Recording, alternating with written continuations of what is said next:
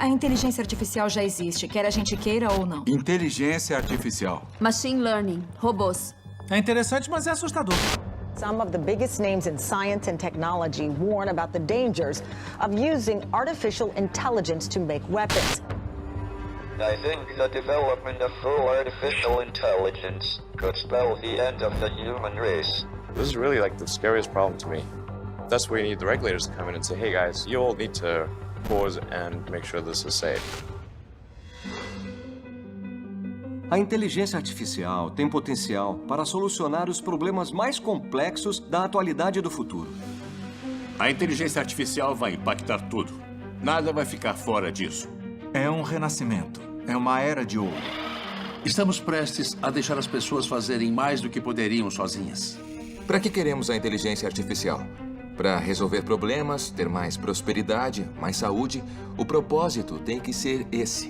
Com inteligência artificial, os computadores começam a aprender, a pensar, a reescrever, a desenvolver os próprios programas.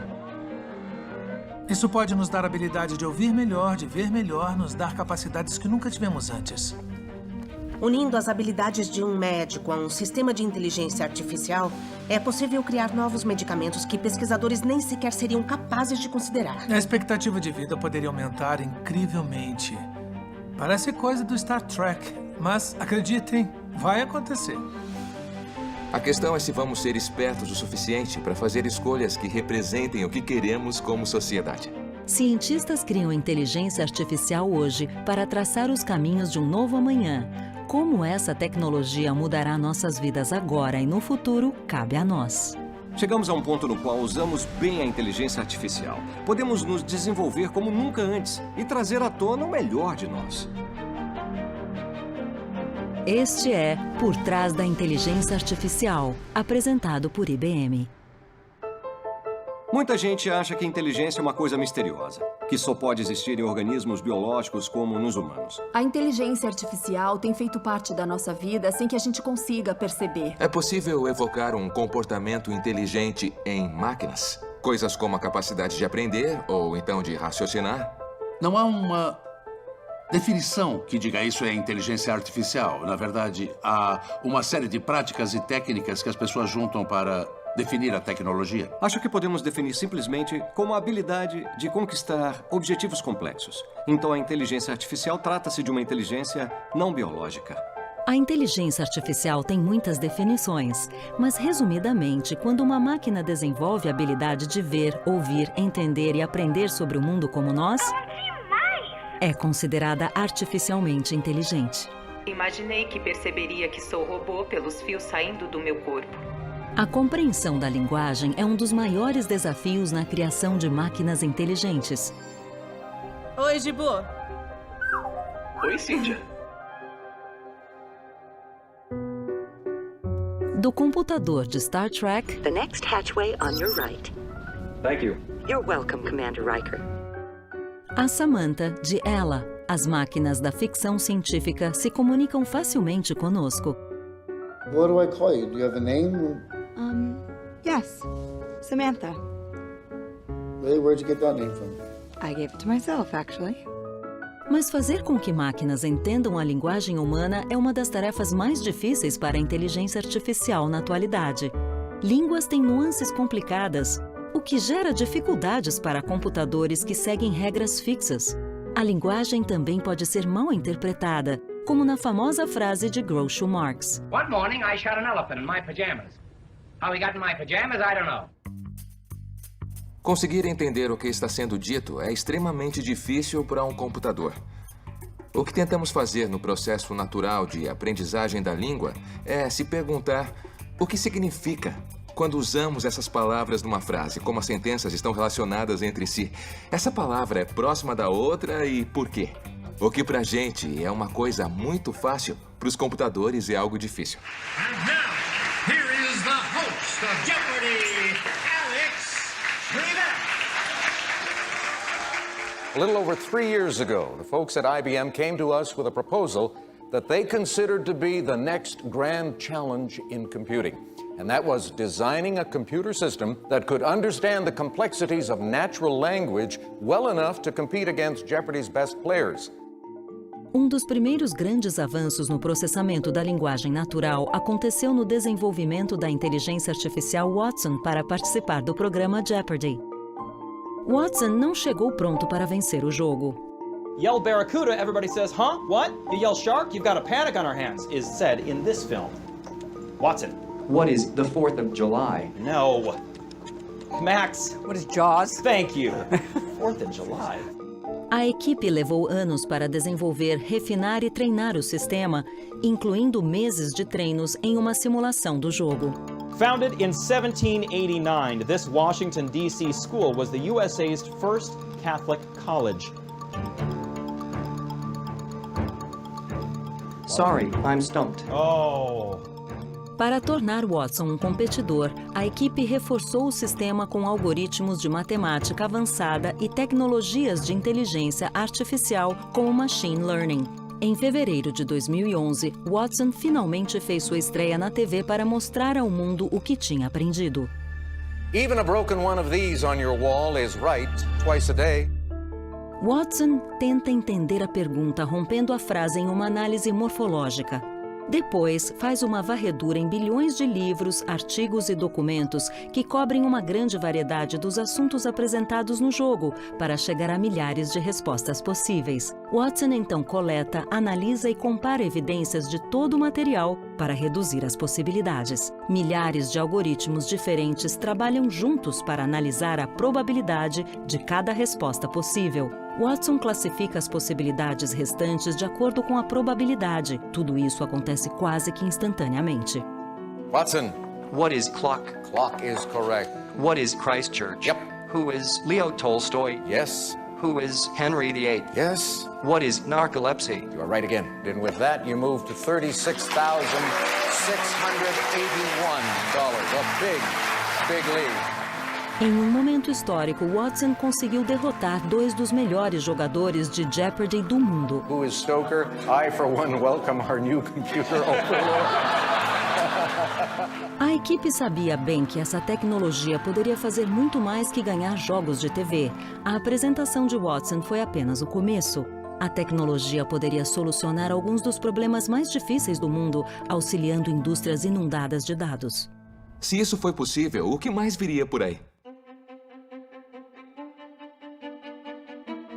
Todos os pesquisadores da empresa receberam um e-mail com a pergunta qual deve ser o próximo desafio. E, em certo momento, tive a ideia de desenvolver uma máquina que fosse capaz de debater com humanos de forma significativa. Para elevar a compreensão da linguagem a um nível sem precedentes, pesquisadores em Tel Aviv, Israel, estão criando uma inteligência artificial que pode nos ajudar a tomar decisões por meio do debate. É a primeira vez que a equipe cria um sistema de inteligência tão complexo quanto este. Quando tomamos decisões, normalmente pensamos em possibilidades, não é? Um sistema de computador que consegue ler rapidamente milhões de artigos e apresentar os prós e contras pode ajudar na hora de tomar decisões. Há relatos históricos de debates desde a Grécia Antiga. Eles aconteciam na tentativa de resolver questões éticas complexas. De maneira simplificada, o assunto é proposto por um moderador. Cada lado pode apresentar os argumentos, uma réplica e uma conclusão de seu ponto de vista. Tudo isso em um tempo pré-determinado. Quem debate precisa ter habilidade de pensamento crítico e amplo conhecimento em diversos assuntos.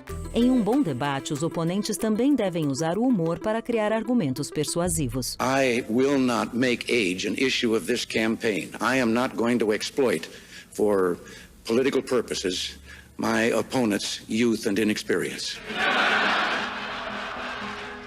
As possibilidades de construções de argumentos para um debate são simplesmente infinitas. Há diversas decisões que precisam ser tomadas para construir um argumento sucinto, que seja original e que seja capaz de refutar o que for apresentado pelo adversário. Ainda no fim, é preciso juntar todos os argumentos usados para montar uma conclusão. E quando pensamos em cada detalhe envolvido num debate, vemos a complexidade do que isso exigiria de um computador. O computador consegue ler centenas de milhões de artigos em segundos. mas precisa ser capaz de identificar exatamente as 1000 palavras ou 2000 palavras relevantes para debater com humanos. Para um computador é muito difícil entender a pergunta, e para um humano é justamente o oposto. Normalmente entendemos a pergunta rapidamente, mas não temos memória suficiente para conseguir pensar em todas as respostas relevantes. Nós humanos estamos tão acostumados a entender a linguagem que nem nos damos conta o quanto é difícil. Para nós é muito claro como se constrói um argumento, como conectamos uma coisa a outras. Quando tentamos ensinar um computador a entender a linguagem, temos que usar blocos de construção. Podemos ensinar um sistema computacional a entender a morfologia. Podemos ensinar a identificar conceitos. E assim, talvez, identificar similaridades entre conceitos e as similaridades entre sentenças. Mas é preciso ensinar ao sistema como unir as informações com a inteligência. Há 1 ano e meio, uma equipe da empresa tem sediado debates internos para testar o progresso do sistema. Os debates que mostraremos nunca foram exibidos na televisão. Tomara que gostem de escutar e de assistir a debates entre um sistema totalmente automatizado e humanos especialistas em debates. Divirtam-se. Nosso primeiro tópico, como está escrito aqui atrás, é se deveríamos ou não legalizar as apostas esportivas. Esses assuntos não foram apresentados previamente ao sistema e nem fizeram parte do treinamento. A única informação fornecida é o tópico. Do lado que vai apoiar a legalização, temos o nosso sistema de debate e do lado que vai se opor a ela, a querida Raya Eichler. Então vamos dar início ao debate. Saudações, Raya. É um prazer encontrá-la de novo. Tomara que hoje eu me saia melhor que da última vez que enfrentei seus argumentos convincentes. Ou que, pelo menos, você demonstre misericórdia. Quando o debatedor recebe um tópico, ele primeiro tenta compreender o significado desse tópico. Então, ele analisa centenas de milhões de artigos para identificar argumentos que potencialmente poderiam ser usados para construir a defesa de um posicionamento. O sistema faz isso usando um processamento de linguagem natural, machine learning e técnicas de raciocínio para entender os temas implícitos no debate e apresentar argumentos de uma forma eficiente e convincente. Eu sugiro que deveríamos legalizar as apostas esportivas. Temos o direito de decidir como as pessoas devem se comportar, ou as pessoas têm o direito de decidir quais atitudes querem tomar. O propósito da legislação não é definir a moralidade ou ensinar a ética. A questão apresentada pelo sistema de debate é se temos o direito de decidir como os outros se comportam, e a resposta é sim. Primeiro, quando a capacidade da pessoa de tomar uma decisão totalmente racional está abalada, e segundo, quando isso afeta negativamente os outros de maneira concreta. O sistema precisa ouvir o oponente por 4 minutos. Não só dizendo uma única frase. O oponente fala rápido, cria argumentos complexos, levanta considerações éticas e o sistema precisa, de alguma forma, entender os fundamentos da coisa e apresentar uma resposta apropriada.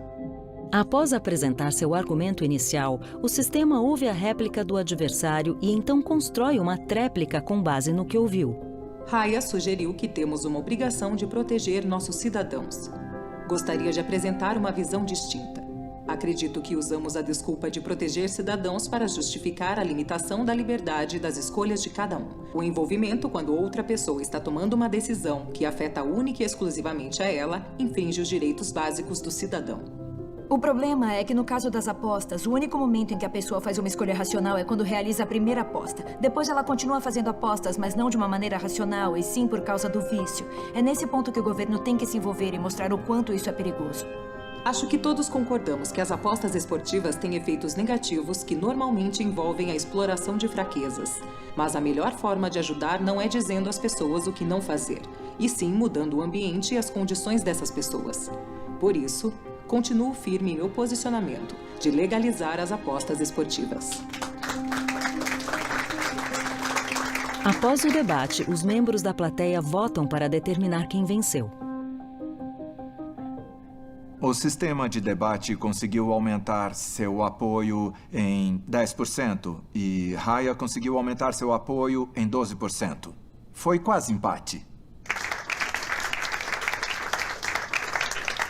O computador tá melhorando cada vez que eu debato com ele, eu acho. Na primeira vez ficou claro que eu era muito melhor, mas ele tá melhorando e aprendendo a usar os argumentos para conseguir convencer as pessoas do que quer. Eu participo de debates há 16 anos, desde o ensino médio. Eu treino debatedores, mas quando eu vejo uma máquina fazendo o mesmo trabalho, aprendendo e evoluindo muito, eu acho mágico, para ser sincera. É incrível. Apesar de atualmente só participar de debates no nível de ensino médio, o sistema foi criado para impactar muito mais a indústria. Estamos passando da busca para a pesquisa. Quando buscamos algo, recebemos documentos relevantes para o tópico da busca. Estamos tentando pesquisar um tópico no sentido de ir um pouco mais fundo na busca. Quando buscamos um tópico, recebemos uma lista. Quando pesquisamos um tópico nesse sentido que estamos falando, recebemos argumentos prós e contra ele. Pode ser aplicado a tudo que exija uma tomada de decisão. Isso pode ser usado profissionalmente, por exemplo, se você for advogado ou promotor e precisar de uma argumentação. Toda vez que quisermos analisar os prós e os contras de uma decisão, nos beneficiaremos dessa tecnologia. Essa tecnologia é focada em perguntas que não têm uma resposta clara e simples. A maioria das questões que encontramos na vida tem essa natureza. Então, acho que estamos trabalhando com algo que é fundamental para o nosso dia a dia. Por isso, imaginamos que vai ter muitas aplicações diferentes. 5 anos atrás, o Noam apresentou um slide com a frase: qual será a próxima coisa legal que vamos fazer? E então decidimos criar o sistema. Naquela época, parecia algo impossível. Eu acho que queria criar alguma coisa que fizesse a diferença. A ideia gradualmente cresceu.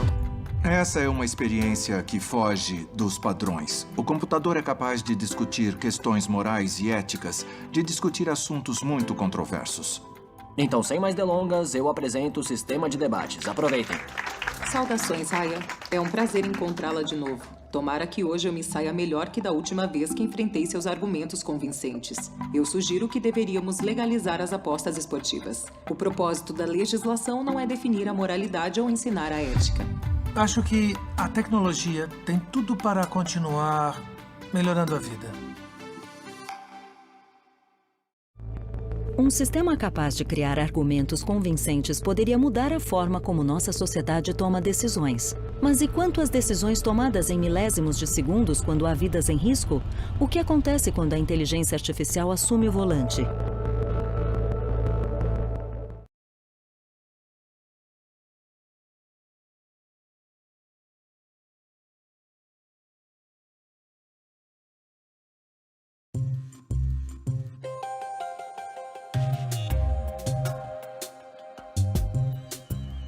A inteligência artificial já pertenceu ao mundo da ficção científica, mas hoje está aqui, é real e parece estar em todos os lugares. A inteligência artificial está sendo usada para traduzir a complexa linguagem dos golfinhos. Um Robocop de verdade foi inserido na força policial de Dubai. E um robô entregador de pizza pode levar sua próxima refeição. Aqui está. Mas poucas inovações foram tão aguardadas quanto o carro que se dirige sozinho. FB2 to Tower. We're heading for Chicago. Please route us through. Roger, FB2. You're now under automatic control. Hands off steering. Mind if I smoke a cigar? Oh, not with this wonderful air conditioning.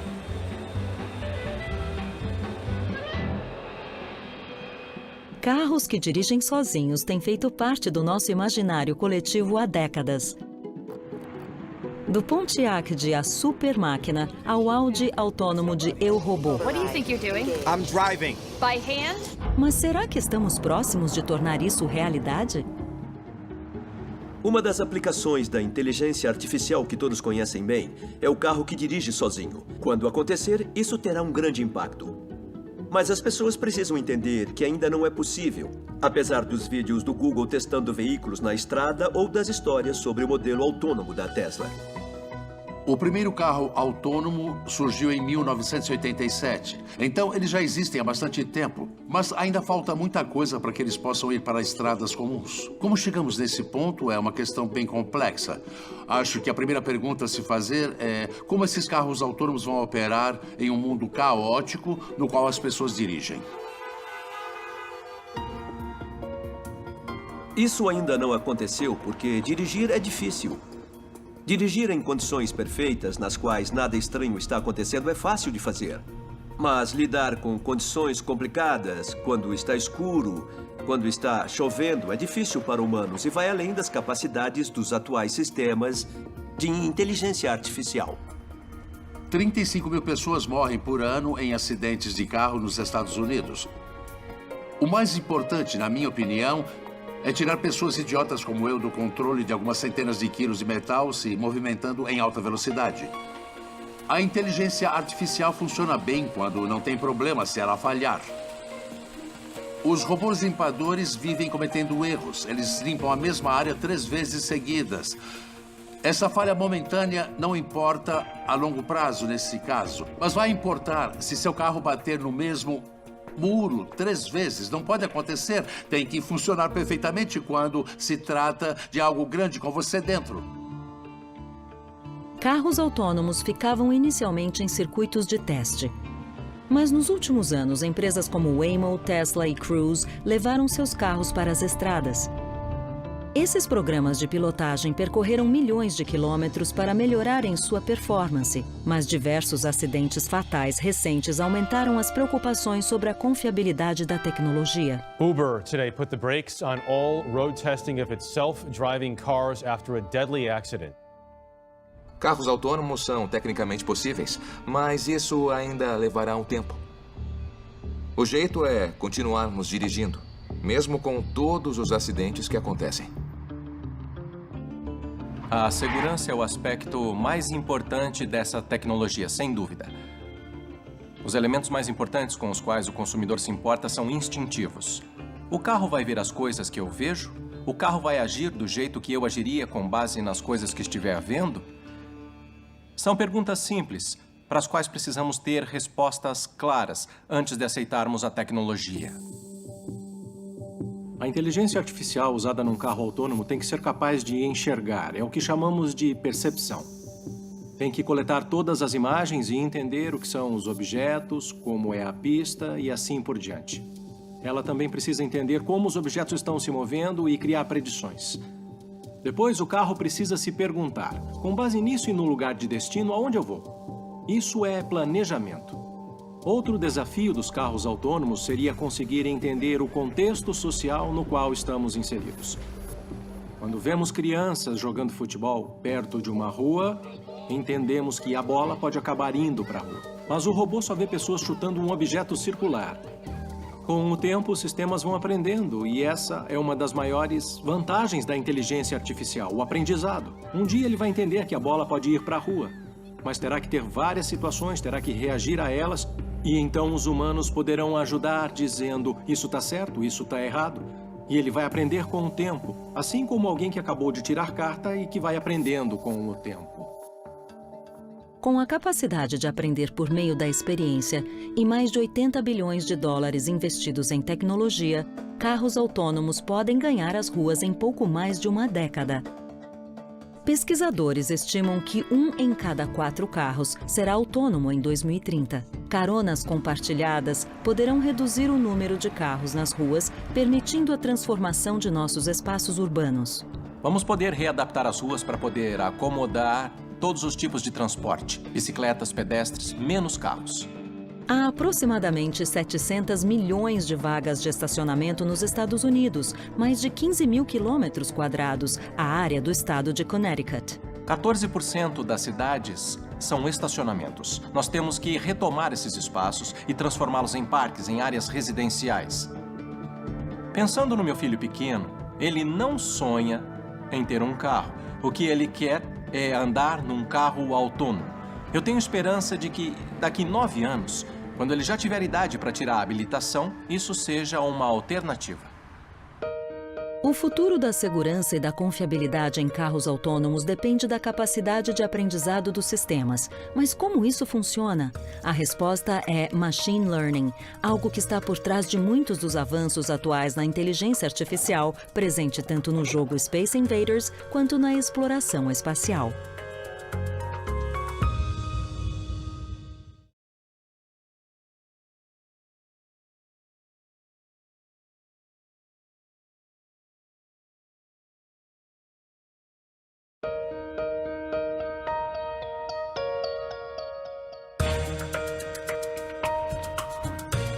A base da inteligência humana é a capacidade de aprender. Todo o progresso humano é resultado do aprendizado com esforços anteriores, da evolução do nosso entendimento e da invenção de novas soluções. Cientistas da computação vêm tentando fazer com que máquinas aprendam como humanos há décadas. Tudo começou com um jogo de tabuleiro. That man isn't playing checkers against a computer, is he? Sure, and it plays pretty well. Who's that watching? He's Dr. A.L. Samuel, an MIT graduate now with IBM. O primeiro grande avanço público da inteligência artificial foi um sistema que aprendeu a jogar damas melhor que o homem que criou o programa. Isso aconteceu em 1957. Analisando os dados de milhares de partidas, o sistema aprendeu quais jogadas aumentariam a probabilidade de vitória. Samuel chamou esse processo de machine learning. Nesse processo, o computador analisa dados, encontra padrões nesses dados e usa esses padrões para descobrir qual o melhor caminho até o objetivo. Por mais revolucionário que fosse o trabalho, as ideias de Samuel eram limitadas pela capacidade de processamento da época. O pesquisador usava um computador que dispunha de apenas 256 bytes de espaço de armazenamento, o equivalente a um tweet hoje em dia. And now Deep Blue has begun with Rook E1. Correct. Rook F1 to E1. Rook F1 to E1. Ensinar computadores a jogar continuou sendo uma base de testes eficiente para o avanço da inteligência artificial. Em 1996, a capacidade de processamento avançou o suficiente para que Deep Blue vencesse o campeão Garry Kasparov no xadrez. And whoa! Deep Blue Kasparov has resigned. Também nos anos 90, Gerald Tesaro ajudou a reforçar o campo de machine learning, desenvolvendo um algoritmo que conseguia jogar gamão em nível de competição, o que foi a base para os avanços de inteligência artificial com jogos. Um salto considerável na capacidade de processamento, um aumento gigantesco de dados e avanços em algoritmos contribuíram para a revolução da inteligência artificial. As coisas ficaram muito melhores. Primeiro, por causa da capacidade dos computadores. Segundo, pela quantidade de dados. E terceiro, por causa de alguns matemáticos inteligentes que trabalharam por muitos e muitos e muitos anos. Cada um desses fatores teve seu papel para tornar esse tipo de aprendizado, que era lento e pouco confiável, em algo bem mais rápido e confiável. Agora está muito melhor. Aquela velha ideia não funcionou muito bem por um longo período de tempo. Mas os dados e a computação realmente transformaram a inteligência artificial em algo que agora podemos usar em diversas tarefas. Todos os dias, criamos dados mais rapidamente que em qualquer outro período da história humana. A cada minuto, assistimos a mais de 4 milhões de vídeos no YouTube, fazemos mais de 3,5 milhões de pesquisas no Google e tweetamos aproximadamente 500 mil vezes. A inteligência artificial está pegando todos esses dados e aprendendo com eles. Está fazendo isso numa escala inimaginável para humanos. Não temos como olhar para 1 milhão de linhas de dados e absorver toda a informação. A quantidade imensa de dados fornece oportunidades sem fim para os computadores aprenderem e para os cientistas da computação testarem e refinarem técnicas de machine learning. Como todos contribuem com dados na internet, todos são parte desse experimento. Estamos nadando num oceano de dados. Toda vez que olhamos para um smartphone, toda vez que clicamos num link num site, todos os sensores que estão ao nosso redor rastreiam informações sobre as nossas vidas. Hoje em dia, sistemas de inteligência artificial rastreiam o que fazemos e identificam nossas preferências, como o Spotify criando playlists personalizadas ou o Facebook escolhendo qual conteúdo mostrar na linha do tempo. Mas eles também estão programando sozinhos o pouso de foguetes da SpaceX e ajudando médicos a diagnosticar câncer com scanners radiológicos. Nos últimos anos, houve um progresso espetacular. Muitas coisas que os especialistas achavam que levariam décadas, de repente já tinham acontecido. Os sistemas mais antigos que venceram campeões de xadrez, por exemplo, tinham a inteligência toda programada por humanos que sabiam jogar xadrez. Atualmente, a grande diferença é que a máquina é capaz de aprender por si só. Em 2013, jogos do Atari como Space Invaders, Breakout, Sequest e Pong foram dominados por um sistema criado pelo DeepMind do Google, sem que humanos fornecessem informações além das regras do jogo. O DeepMind criou uma inteligência que aprende jogos de computador, sem ter a ideia do que é um jogo, ou uma bola, ou um jogador, ou pontuação. O sistema foi alimentado com dados dos pixels da tela. E depois de um tempo, aquele algoritmo simples teve uma performance impressionante em diferentes tipos de jogos. Em 2017, a mesma técnica foi adaptada de um videogame simples para um dos jogos mais complexos já inventados, Go. O Go, um antigo jogo de tabuleiro chinês, é tão complexo que há mais posições possíveis de peças que átomos no universo. Um sistema inteligente chamado AlphaGo Zero aprendeu a jogar Go jogando sozinho, sem receber exemplos de jogadas. As escolhas que ele fez para ganhar desafiou tudo que os humanos já haviam tentado.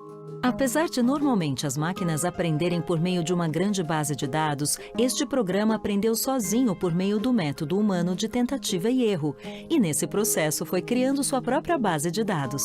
O mais impressionante nesse caso em particular foi que o AlphaGo Zero era um sistema autodidata que não recebeu nada além das regras do jogo e, mesmo assim, conseguiu dominá-lo. No jogo, quando os profissionais viram algumas das jogadas, eles ficaram impressionados porque muitas pareciam inexplicáveis. Então, a inteligência artificial, e nesse caso específico, essa superinteligência artificial, está nos ensinando coisas que nunca aprenderíamos sozinhos. Avanços tecnológicos alimentados pelo machine learning já estão mudando todas as facetas das nossas vidas. Mas conforme as máquinas ficam mais inteligentes e capazes, surge a dúvida que não quer calar. Elas vão tirar o meu emprego?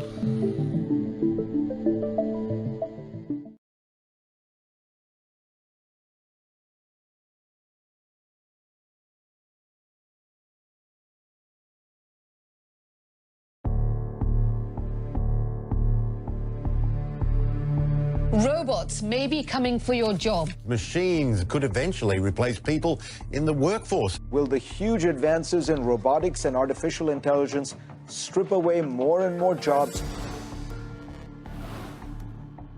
Eu acredito que muitos empregos desaparecerão nos próximos 10, 20 anos. As pessoas vão começar a perder o emprego, seja no meio industrial ou executivo. Ninguém está seguro.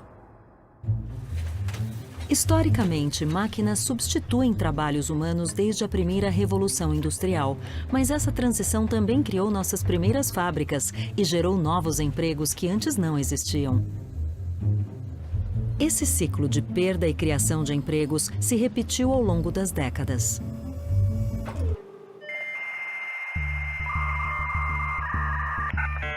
A internet e a era digital eliminaram funções como cartógrafo, datilógrafo, agente de viagens e telefonista.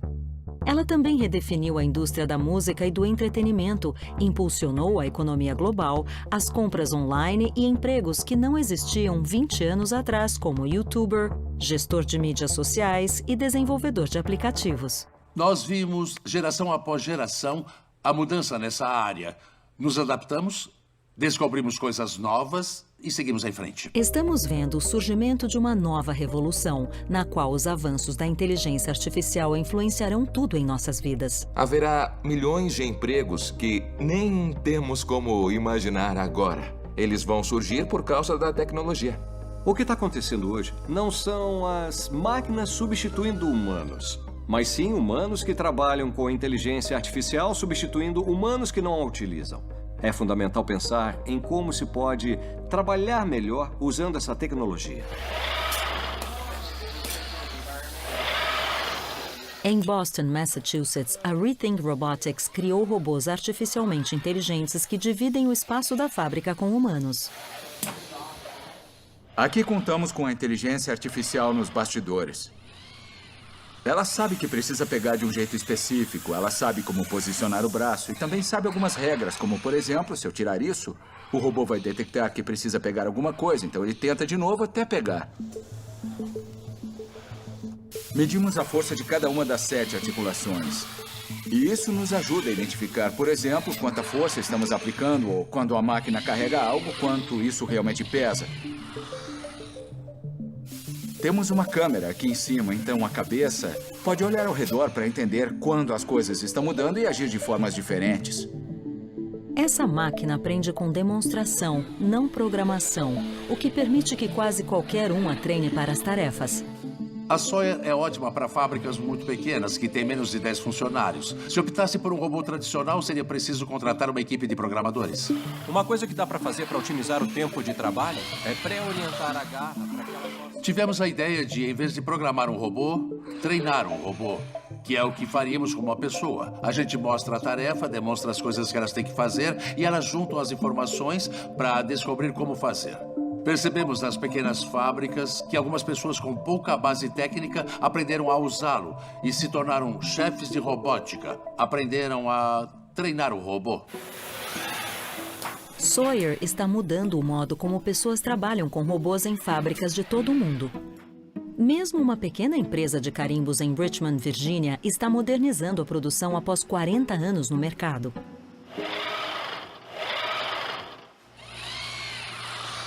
Eu era gerente de remessa e meu chefe avisou que tinha comprado um robô. Eu achei ótimo, eu não sabia se ia ter as habilidades para usar, mas me animei a tentar. A primeira posição é essa, para pegar. E aí daqui a gente passa para a próxima posição. Para treinar essa máquina, a gente marca os pontos que quer e a inteligência artificial vai criar o restante dos movimentos entre esses pontos. Usamos a máquina para cortar madeira, porque é a tarefa mais perigosa na fábrica. E também preenche tinteiros, que faz a maior bagunça e leva muito tempo. A gente cortava umas 500 peças por dia, mas a máquina pode virar à noite fazendo isso. Aí quando chegamos pela manhã, ela já cortou 1000 peças.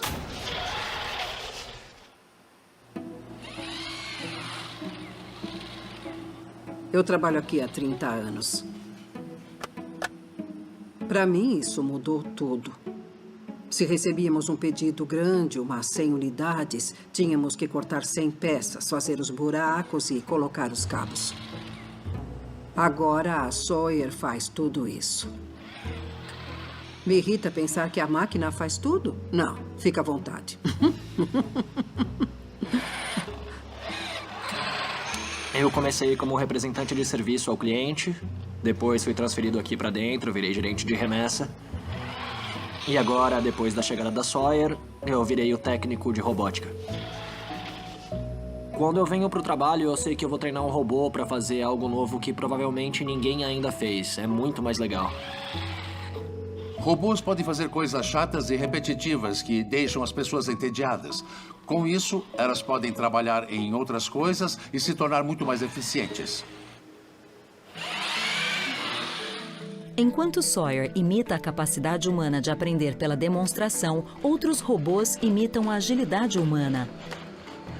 O mini-robô Spot, da Boston Dynamics, consegue abrir portas.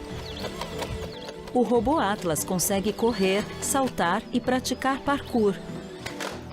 Há ainda outros robôs que têm a nossa aparência. Há registros de milhares de anos atrás, por exemplo, na mitologia grega, de pessoas imaginando robôs, máquinas feitas à nossa imagem e semelhança. Existe o desejo de imitar o humano, de criar um robô que se pareça ao máximo com o ser humano. Acho que na ficção científica nós os chamamos de replicantes. Um aspecto interessante nos filmes Blade Runner é que os androides são totalmente indistinguíveis dos humanos. They were designed to copy human beings in every way. Existe um movimento, especialmente no Japão, de criar robôs que se pareçam ao máximo com humanos, mas eu acho que essa é uma coisa muito desastrosa de fazer. Não queremos chegar no ponto de achar que as máquinas têm, de alguma forma, os mesmos direitos dos humanos, porque se parecem com pessoas. Podemos ter o androide mais sofisticado de todos que parece um ser humano, fala como humano, se comporta como humano. Mas se ele não tiver uma consciência própria, não é uma pessoa. Não queremos que todas as máquinas sejam conscientes. Talvez a torradeira não precise ser consciente. Se sua torradeira fosse super inteligente, para ela seria uma tortura ser forçada a ficar só torrando o pão o dia inteiro, né? Mas, no caso de um robô que cuida de idosos, é bom que ele conheça a pessoa que está ajudando e crie laços com ela. Imagino que o idoso preferiria que o robô fosse consciente e dissesse coisas com sinceridade. Só a consciência pode criar uma base para moralidade, sentido e propósito. Coisas com as quais nos preocupamos. Se conseguirmos descobrir qual o processamento de informação corresponde às experiências de consciência subjetiva, poderíamos criar máquinas que sentem empatia real e que se importam conosco. Ensinamos a inteligência artificial a trabalhar, pensar e raciocinar de formas revolucionárias. Tá bom, pessoal, agora eu vou entregar os iPads. Mas e quando é a inteligência artificial que nos ensina as coisas?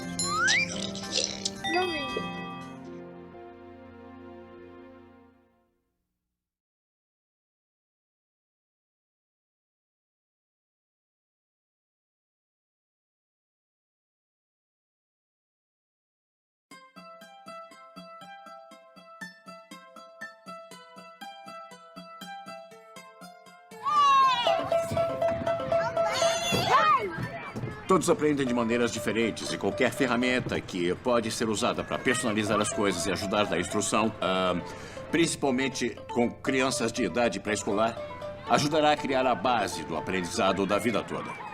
Muitas das experiências das crianças são absolutamente novas para elas. Aprendemos mais nos 8 primeiros anos de vida que em qualquer outra fase da vida. Pesquisas mostraram que crianças que começam a escola em atraso continuam atrasadas e que todas as escolas têm diferenças drásticas, dependendo do estado onde ficam, do bairro onde ficam. O acesso ao aprendizado não deveria ser uma questão de endereço. Tudo bem? Tudo. Bom dia. Bom dia. Oi, bom dia. Eu tenho 23 alunos. Adoraria ser capaz de individualizar tudo. Toca aqui, rapaz. Você viu isso? Mas isso é muito difícil, porque eu tô sozinha, ainda mais no jardim da infância, que nem sempre se tem ajuda. Mas o aplicativo Sesame tem sido uma bênção. IBM, Watson e Sesame Workshop estão colaborando com uma pesquisa e um programa piloto de um novo aplicativo de ensino de vocabulário. É um tutor de vocabulário para a primeira infância com foco em alunos do jardim de infância. Crianças com melhor situação financeira ouvem 30 milhões de palavras a mais até os 4 anos do que as que são menos abastadas. Por causa disso, as mais pobres têm mais dificuldade de aprendizado. O desenvolvimento nessa fase é extremamente importante para que a vida da criança seja bem-sucedida. Acho que esse aplicativo pode diminuir essa diferença. Tá bom, pessoal. Agora eu vou entregar os iPads. Quando abrem o aplicativo, as crianças costumam começar pelo Word Chow. Yogi, feed me as many Word Chow snacks as you can before the song ends. Quando jogamos Word Chow, ele diz uma palavra. Aí, a gente clica na imagem que combina com a palavra para ele comer. Quando a gente erra, ele cospe a palavra. Try again. Com o Word Chow, Watson mantém um registro das respostas e do conhecimento da criança com relação a cada palavra. As palavras que aparecem na sequência terão relação com a evolução da criança ao longo das jogadas. As palavras variam de acordo com a criança. Pode até parecer um jogo infantil, mas além das aparências, a inteligência artificial está coletando dados e algoritmos estão registrando o nível de vocabulário da criança com base nas respostas. A máquina prevê e decide em quais palavras a criança precisa se focar mais, porque cada uma tem um jeito único de aprender. Splat the pie when I say half. Ready? Half. Esse aplicativo de vocabulário inclui jogos adaptativos e vídeos da Vila Sésamo que ensinam palavras novas e reforçam o aprendizado. Quando a criança completa as atividades específicas, a palavra aprendida é adicionada ao livro pessoal de palavras, um registro de que a criança já sabe seu significado. Eu tô orgulhosa porque meus alunos estão lendo pra caramba. Eles dominam muito mais do que se espera de uma criança de jardim de infância. Estão usando as palavras que aprenderam no piloto de 9 semanas.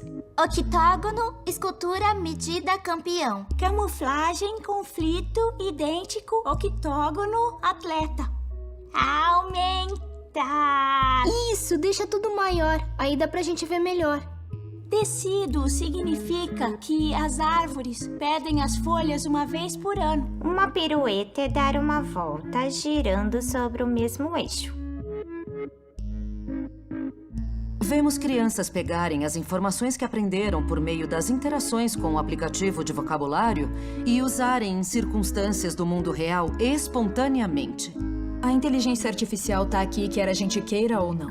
Já ouvi crianças dizerem, dá pra inventar um robô que faça as coisas pra gente. Eu pensei, legal que as crianças de 6 anos estejam pensando assim. A gente pode inventar um robô que ajude a fazer coisas como o dever de casa, se a gente não entender a pergunta. Jogos de inteligência artificial costumam ter como foco crianças pequenas durante os anos críticos de desenvolvimento cerebral. Mas será que a inteligência artificial pode ser usada além da primeira infância, por todo o período escolar até a fase adulta? Quando vamos passando de ano na escola e chegando à vida adulta, tudo vai se personalizando. E a inteligência artificial pode auxiliar bastante ao longo de todo o período escolar das pessoas. Também está sendo desenvolvido um tutor de inteligência artificial para ajudar alunos e professores universitários. Por meio de uma parceria, essa tecnologia tem sido desenvolvida e testada com cerca de 800 alunos em 12 universidades norte-americanas. Pesquisas já comprovaram que aulas particulares levam ao aprendizado. Tem um estudo que mostra que 97% dos alunos que recebem monitoria personalizada ficam entre os 20% melhores da sala. Apesar do valor da monitoria estudantil, essa abordagem é difícil de implementar a todos os alunos quando e onde eles precisam. Todos têm bases diferentes, desafios diferentes, mas a tecnologia vai personalizar a educação para cada aluno em particular. Vamos, tá na hora de levantar. Vocês têm que tomar café da manhã e o remédio. Vamos, queridos. Os meus pais não fizeram faculdade e eu queria poder dizer que fiz, que completei a minha formação. Jayce, tá na hora de acordar. Cadê o seu copo? Eu tô estudando biologia e psicologia este semestre. Mas quando a gente tem filhos e estuda, é muito diferente de ser só um universitário comum. Escova direitinho os de trás também. Eu tenho 3 meninos de 9, 6 e 2 anos. Cuidado com o pirulito. Prontinho. Além disso, trabalho 20 horas por semana e também faço faculdade em tempo integral. Vamos falar sobre tipos de educação parental. Quando termino, aí vou para casa e a primeira coisa que eu faço normalmente é me sentar à mesa de jantar e fazer os deveres de casa por 2 horas e meia, mais ou menos. Se eu não tomar um copão de café, eu paro de render. Eu usei o Tutor Watson para aula de psicologia. E isso me ajudou muito, porque eu não tive que reler todo o material que tinha sido passado em aula diversas vezes para conseguir entender. O Tutor Watson é um sistema virtual de monitoria que fala com os alunos. É como se fosse um colega de estudo. Os alunos disseram que parecia mesmo ter uma pessoa ajudando enquanto eles estudavam as matérias. Ele me faz uma pergunta e se eu acerto a resposta, tudo certo. Se não, o Watson volta e me faz uma pergunta diferente para me levar para a direção certa.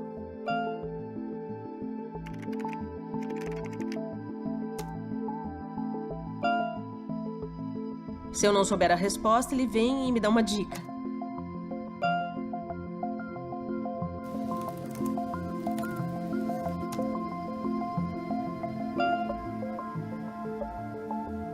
Watson adapta todo o conteúdo com o qual foi treinado para cada aluno individualmente. Ele se programa a cada turno da conversa. Então, com base no que o aluno escreve, independente da resposta estar correta, totalmente errada ou então parcialmente correta, o sistema começa a guiar o aluno para levá-lo ao melhor aprendizado. Foi como se eu estivesse me comunicando com um professor. Para mim, parece uma pessoa de verdade. Essas são as regras que... Professores também podem acessar o sistema para conseguir avaliar o progresso dos alunos. Da perspectiva do professor, conseguimos ter acesso às perguntas dos alunos. Então, se eu perceber que muitos alunos não estão entendendo um conceito, eu posso ajustar minhas aulas para focar mais nesse conceito. Talvez tentar encontrar uma forma diferente de explicar a questão. O que é isso? Mirtilo. Antes de usar o programa, estudar levava muito mais tempo. Isso. Mas o sistema Watson me ajudou a entender as matérias com mais rapidez. Chinelo. É isso mesmo. Acertou. Toca aqui. Muito bom. É uma coisa que dá para levar com a gente ao longo da vida. É uma ajuda personalizada.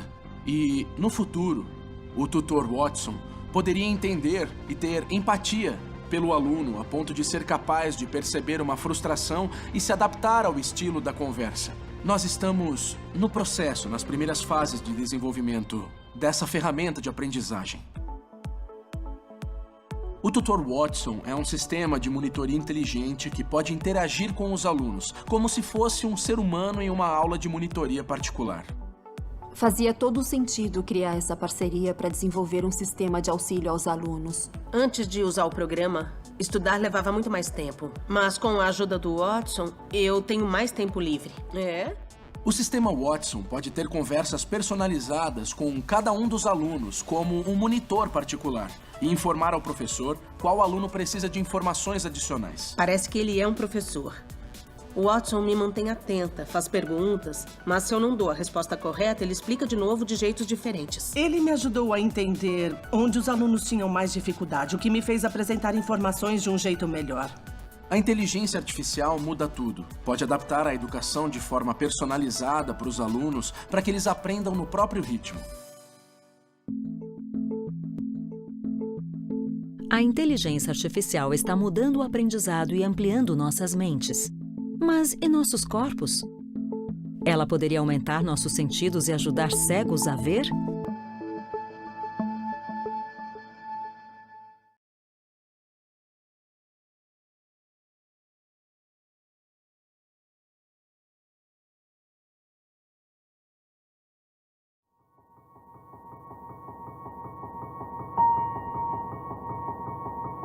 Do homem de 6 milhões de dólares ao homem de ferro.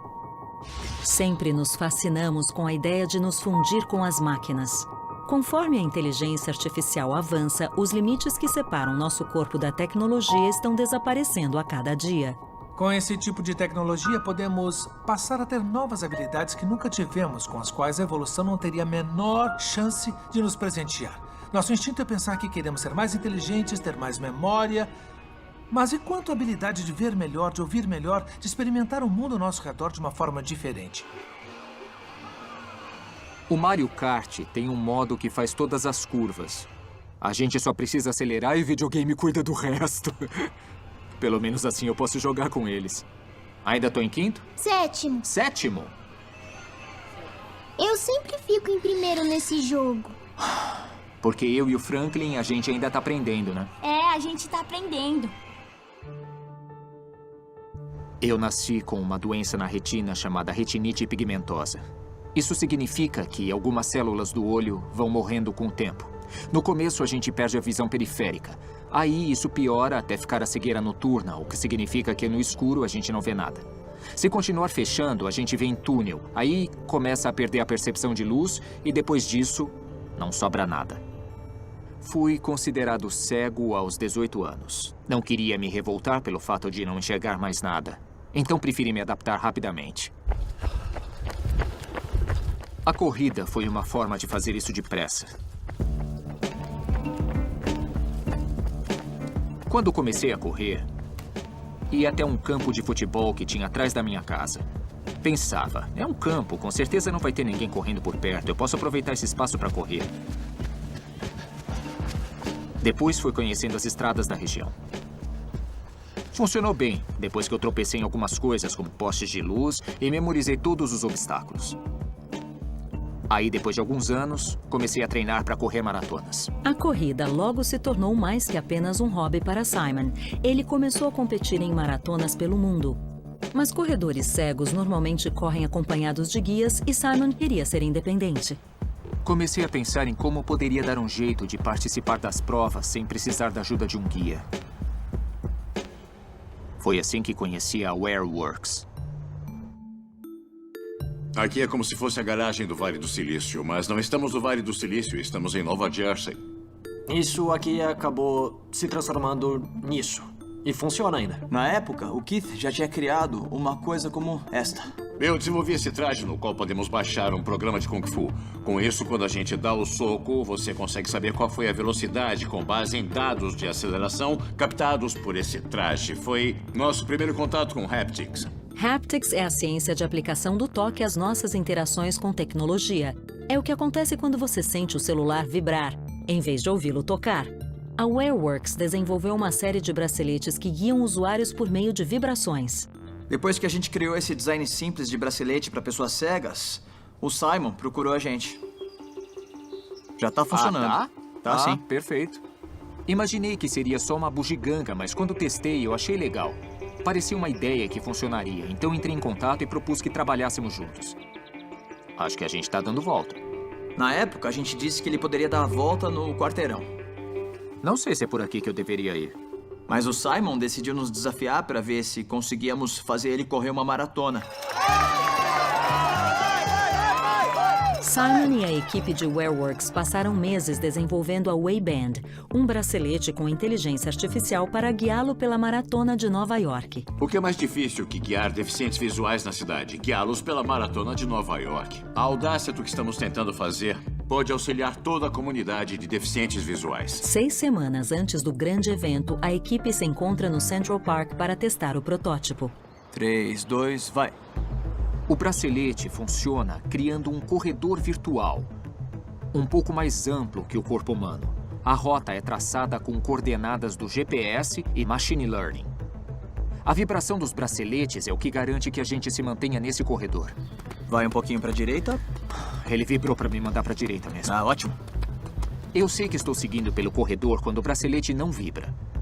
Quando não recebo nenhum sinal, significa que estou indo na direção certa e tá tudo bem. Quando começo a sair do corredor, a vibração indica que eu estou indo para o lado errado e que eu tenho que voltar para o corredor. Não tá sentindo nada agora? Não tô sentindo nadinha de nada. Perfeito. Com o tempo, esses corredores sensoriais serão criados com base em milhões de pontos coletados pelos usuários da Wayband. Por meio do retorno deles, o bracelete oferecerá as rotas mais seguras e convenientes. Diferentemente do GPS comum, o caminho é altamente preciso, alertando desvios de centímetros. Os pedestres têm opções. Normalmente preferem ir pelo caminho mais curto, por uma rota mais eficiente. Eu, como deficiente visual, prefiro os caminhos menos movimentados. Imagina contar com um dispositivo inteligente de navegação. Para a corrida, Simon vai complementar a Wayband com um sensor peitoral para detectar pessoas à sua frente. Funciona como sensores de estacionamento. Mas em vez de bip, eu recebo uma vibração. A maratona é o maior desafio da vida dele. Mas ele tá confiando na tecnologia, então estamos menos estressados.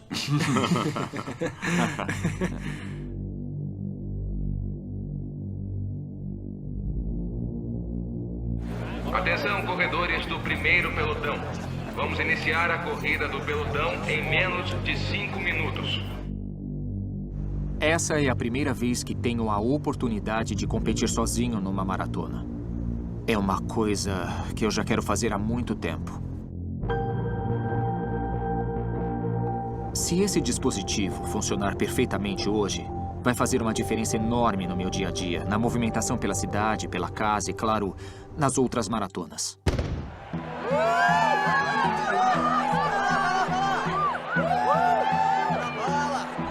Nova York é uma cidade movimentada e tem umas 50 mil pessoas inscritas na maratona.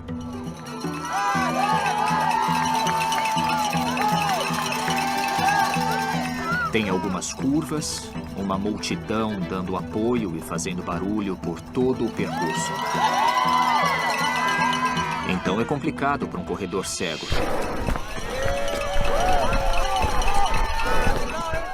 É nesses momentos que a tecnologia faz a diferença.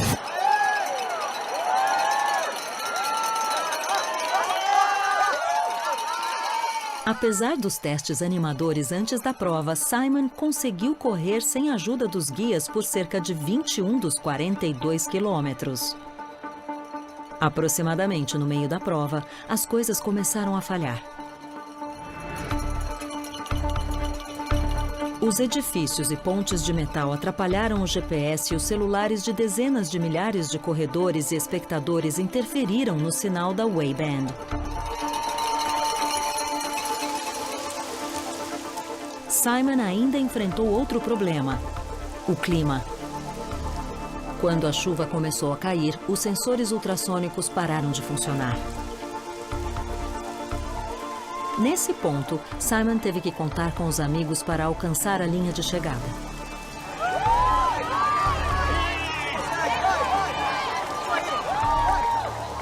Mais devagar, Simon. Controla o passo. Isso. Vem um pouco mais pra cá.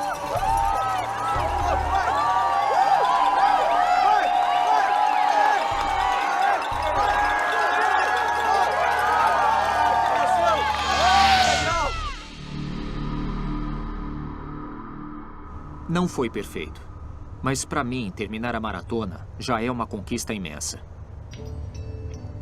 A inteligência artificial pode ser usada para aumentar as capacidades humanas, seja melhorando nossos sentidos ou ampliando nosso conhecimento. Não deveríamos dividir o mundo entre humanos e máquinas. A inteligência artificial deve ser vista como uma companheira. Em qualquer situação, é bom pensar no que se pode aproveitar e melhorar. E essa experiência serviu principalmente para isso. Não corro para subir no pódio. E por que você corre? Para testar coisas assim.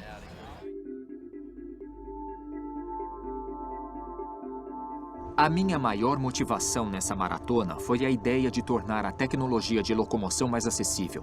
Porque o único jeito de disponibilizar esse tipo de coisa é se gente como eu fizer o papel de chata e ficar insistindo para tornar acessível. O desenvolvimento da tecnologia requer um longo caminho. Os primeiros aviões inventados estavam muito longe de um Boeing 787. Com a inteligência artificial, não é diferente e cada passo para frente ou em falso ajuda no progresso. Essa é só uma amostra do que poderá se tornar possível daqui a alguns anos. Há uma infinidade de coisas que podem dar errado no corpo humano, mas com a ajuda das máquinas podemos começar a suavizar esses problemas. Estou fazendo mestrado na Universidade de Sheffield. Estou estudando Machine Learning. E acredito que minha motivação para entrar nessa área seja garantir que essa tecnologia de locomoção se torne acessível para pessoas como eu.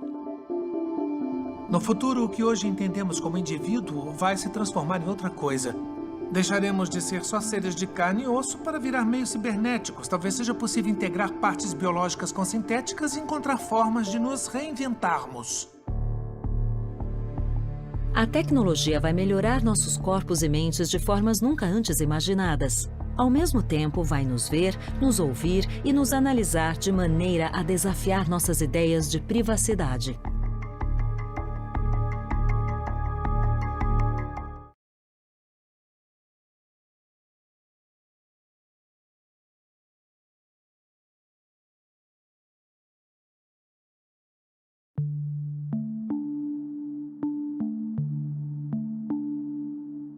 Olha, eu acho que o maior problema da inteligência artificial está relacionado à privacidade. Isto porque o grau de vigilância, com certeza, só vai aumentar, seja com reconhecimento facial ou com qualquer outro tipo de bioassinatura que surgir nos próximos anos. Ficará muito fácil saber quem é quem.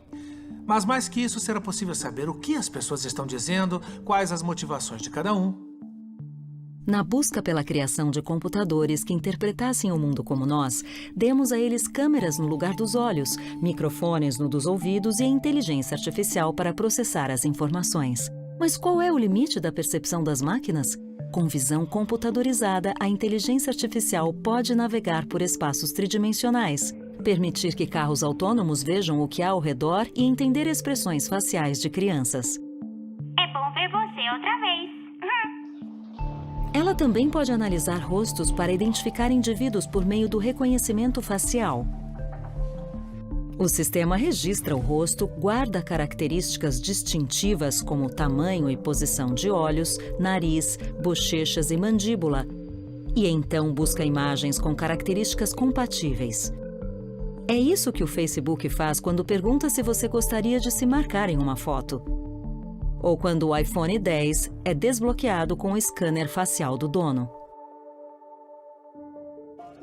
Mas qual é o equilíbrio entre conveniência, privacidade e segurança? É bom se fazer esse tipo de pergunta da próxima vez que entrar em um avião. Hoje em dia, dezenas de aeroportos internacionais usam o reconhecimento facial para registrar passageiros. O governo Trump afirma que pretende exigir a biometria facial de todos os cidadãos em voos internacionais.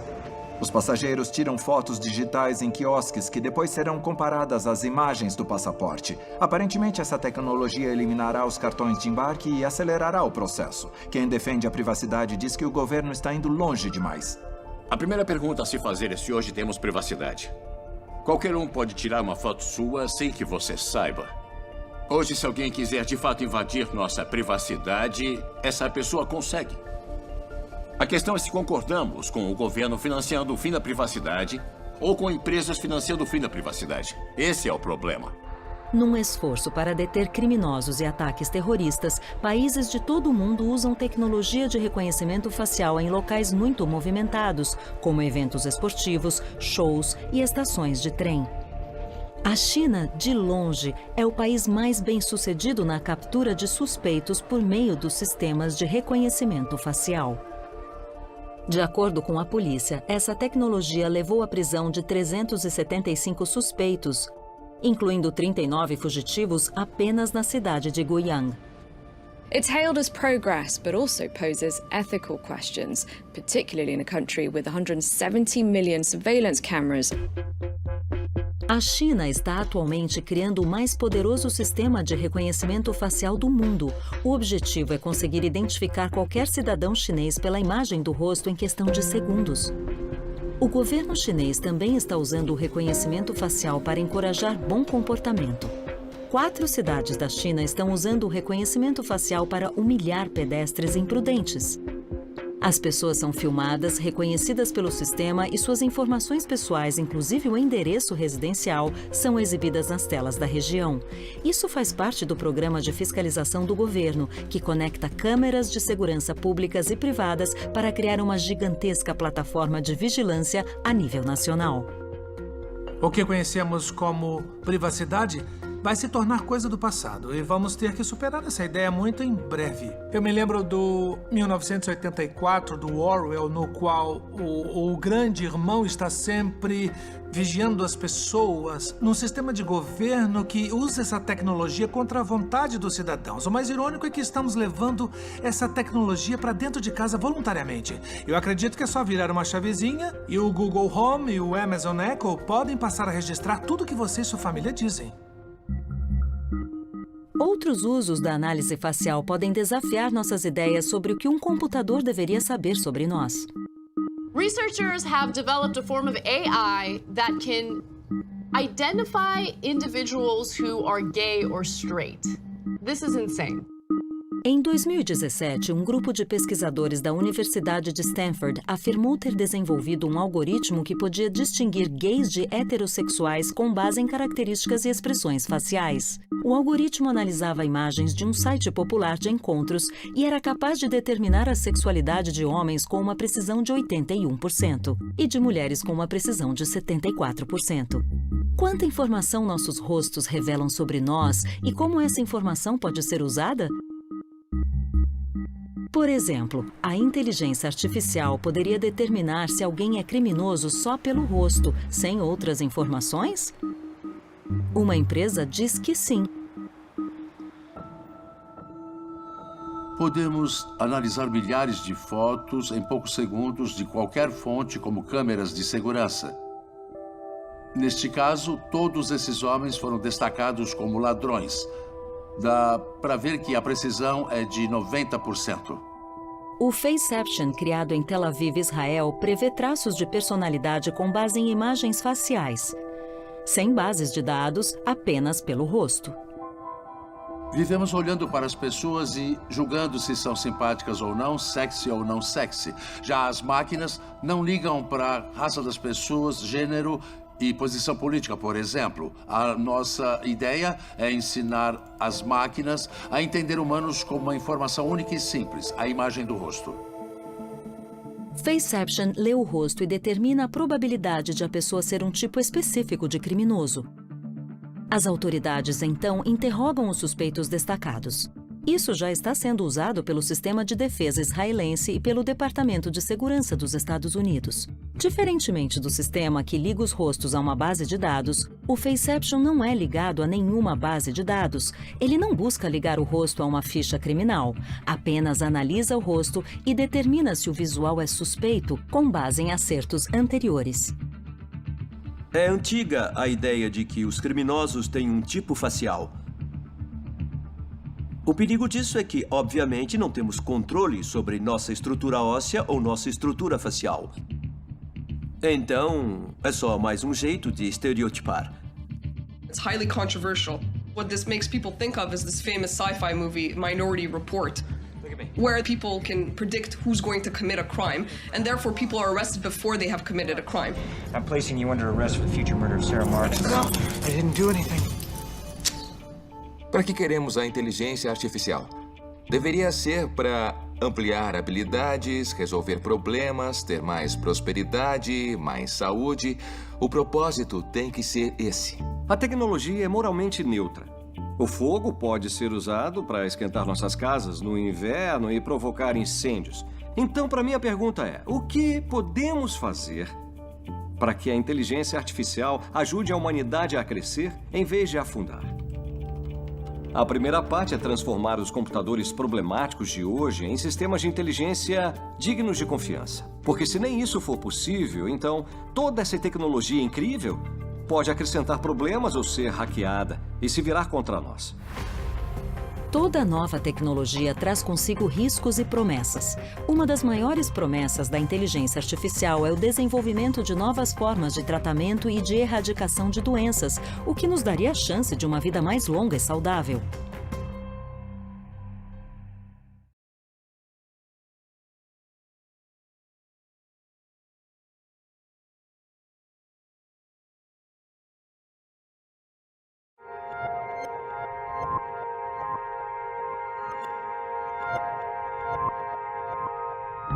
A estreia de Watson no Jeopardy representou um avanço na compreensão de linguagem pelos computadores.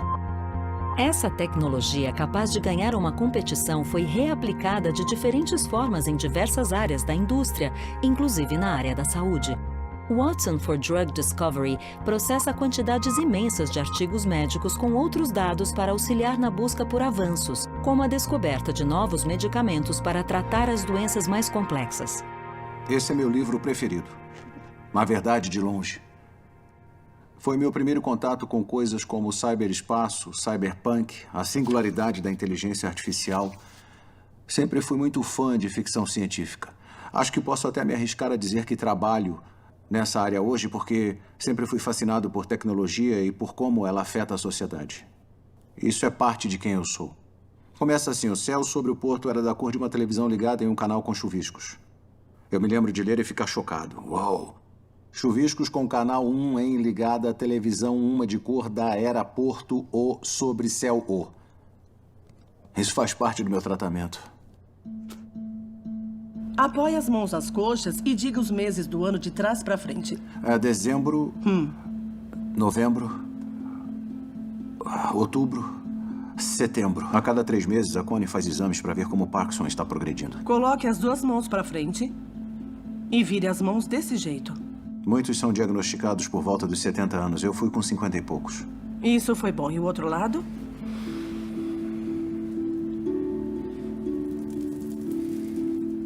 Tá difícil de continuar, né? É, tá sim, é. Tá. Me sinto traído pelo meu corpo. Fico olhando para ele e pensando: por que você tá tremendo? Desce da maca um pouquinho e anda até a parede. O mal de Parkinson é predominantemente um distúrbio de movimento causado pela degeneração de um grupo muito específico de células dentro do cérebro. Essa degeneração acaba provocando movimentos descontrolados. Agora, com a mão direita, faça esse movimento com os dedos. A pessoa começa a sentir um tremor, normalmente nas mãos, lentidão de movimentos, depressão e ansiedade, e infelizmente não há cura. É uma doença de avanço lento, por isso é tão difícil pesquisar a respeito dela. Temos que acompanhar os pacientes com testes clínicos simples para ver se, por acaso, o tratamento tem algum impacto no quadro geral. Infelizmente, o único tratamento que temos e que damos aos pacientes é o mesmo dos anos 60. É mais velho que o Jonathan. É difícil, mas ou a gente aceita passivamente ou tenta reagir. E eu quero reagir. Passei a vida toda ajudando pessoas a resolverem problemas com o uso de tecnologia. Então, a ideia surgiu naturalmente. Trabalhei nessa área por pelo menos 30 anos. Tenho um problema como conserto. Se não dá para consertar com pessoas, talvez dê para consertar com tecnologia. Eu fui conversar com a Connie e os colegas dela e disse que tinha ouvido falar do Watson. O Jonathan disse... Tem essa coisa. É uma máquina. Devem ter ouvido falar dela. Se chama Watson. Queria saber se tem alguma forma de usá-la na pesquisa do mal de Parkinson. Vocês têm alguma ideia? Pessoalmente, eu não tinha nenhum conhecimento sobre a inteligência artificial. Acho que foi por isso que fiquei tão desorientada quando Jonathan me mostrou aquilo.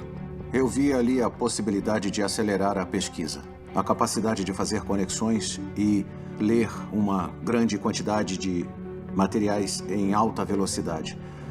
Eu tomo um medicamento tão velho quanto eu. Então imaginei que o Watson poderia ajudar ou complementar o trabalho que os pesquisadores estavam fazendo.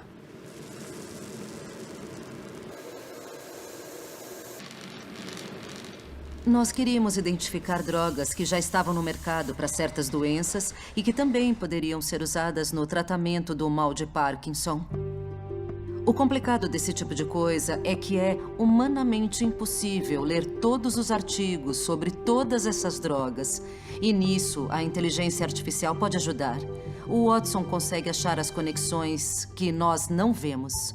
Revistas de medicina publicam cerca de 500 mil de artigos por ano. Nenhum médico ou pesquisador poderia ler todo o material gerado. Mas Watson for Drug Discovery pode ajudar pesquisadores a encontrar rapidamente novas conexões em meio a um grande volume de dados médicos e farmacêuticos para ajudar a responder questões como: existe alguma droga que possa ser usada em um novo tratamento do mal de Parkinson?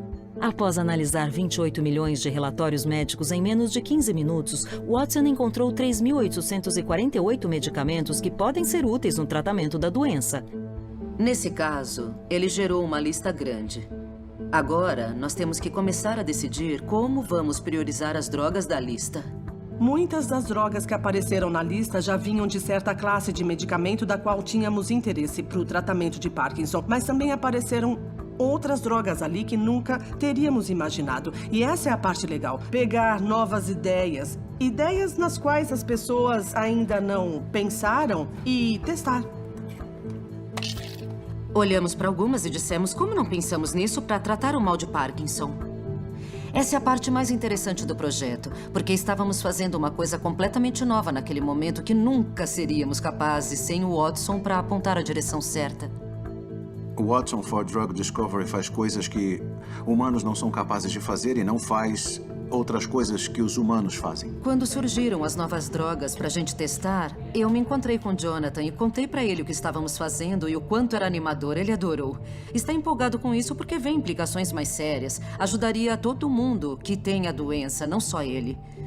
Mas, por enquanto, só podemos começar os testes.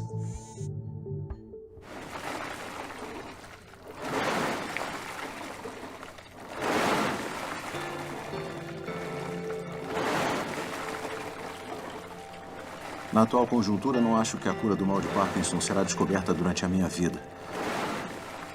Mas não significa que não vou continuar tentando. Uma hora algo vai aparecer, só precisamos ser persistentes. A minha avó teve isso, minha mãe teve isso, eu tenho.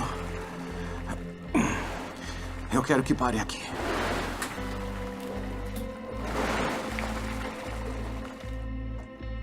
O mal de Parkinson continua sem cura, mas com a ajuda da inteligência artificial existe a chance de mudar essa realidade descobrindo novos medicamentos. Já dá para ver que a inteligência artificial está criando formas totalmente novas de pesquisa. Eu acho que não seria humanamente possível fazer isso sem a inteligência artificial. esse é apenas o início da aplicação médica da inteligência artificial. Os sistemas estão começando a conseguir fazer análises do DNA para, por exemplo, medir a suscetibilidade a certos tipos de câncer ou a eficácia de determinada droga para um ou outro paciente. Esse pode ser o começo de uma revolução na medicina. Eu tenho certeza de que, se somarmos nossa inteligência à artificial, poderemos acelerar muito a descoberta de curas.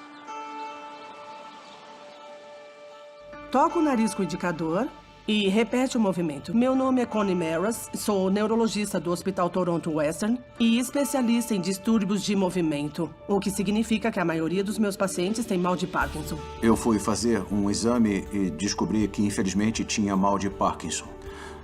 Me sinto traído pelo meu corpo. A IBM nos procurou para discutir um projeto que tinham feito com uma instituição nos Estados Unidos e para mim ficou óbvio, desde que começamos a trabalhar com Watson, que o sistema poderia processar uma quantidade realmente imensa de informação em um curto espaço de tempo.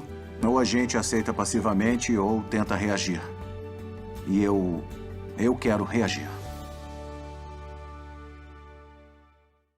A inteligência artificial se mostrou incrível na capacidade de processar informações, reconhecer padrões, aprender, raciocinar e talvez até pensar. O propósito da legislação não é definir a moralidade ou ensinar a ética. Por enquanto, nenhuma inteligência artificial tem a versatilidade da mente humana.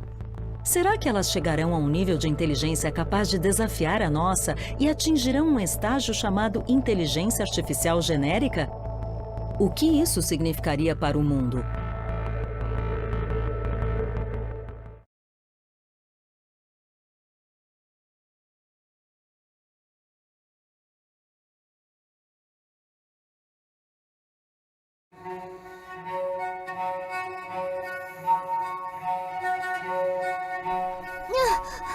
Duvido você subir!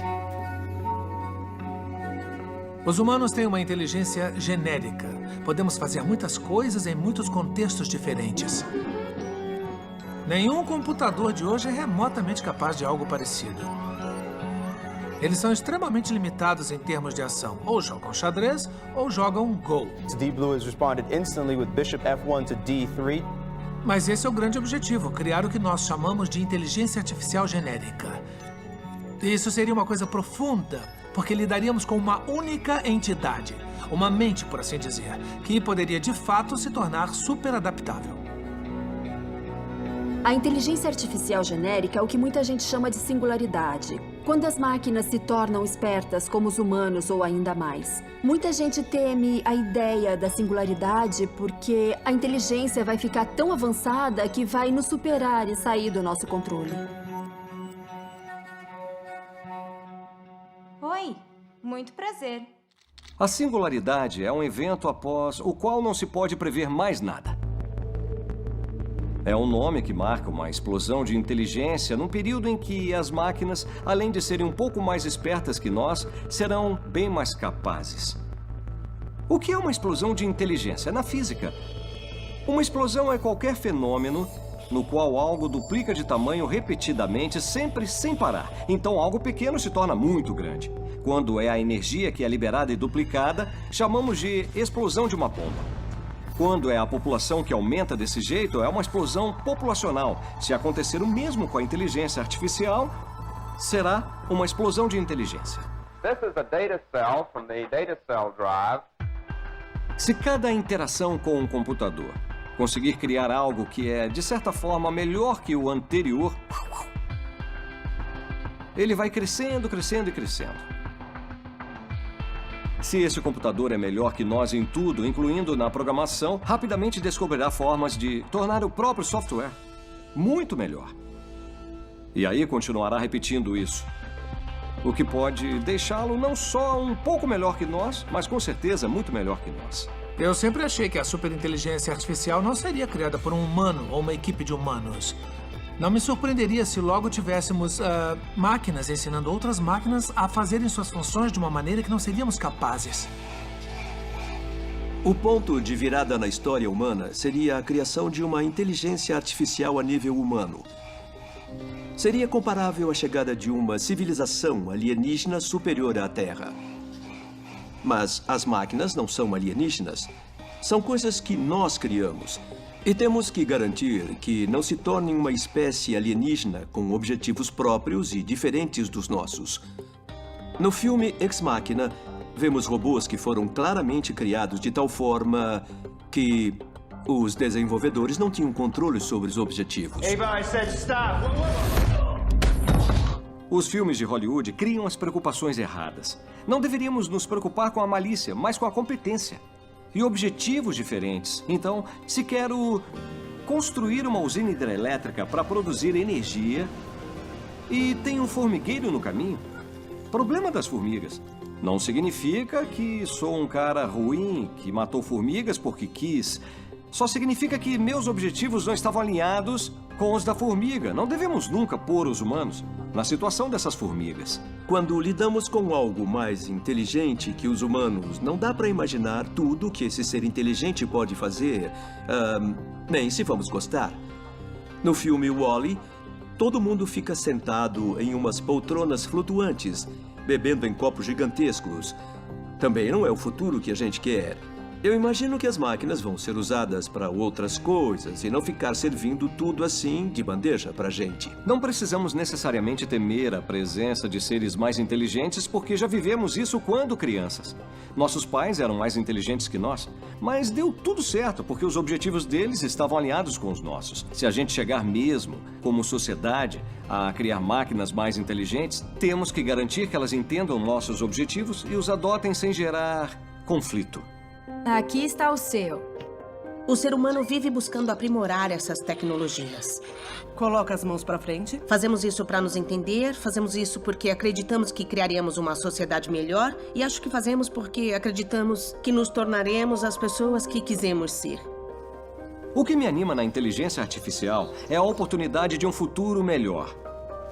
Eu acho que se planejarmos e trabalharmos duro, podemos usar essa tecnologia mais poderosa para criar o futuro inspirador com o qual nossos ancestrais sonhavam. Obrigada pela atenção. A inteligência artificial é uma ferramenta. Será que posso ser mais bem-sucedido profissionalmente? Ou ser um artista melhor? Um médico melhor? Como cientista, ela pode acelerar alguma descoberta? Essas são boas perguntas e deveríamos usar a inteligência artificial para auxiliar nisso.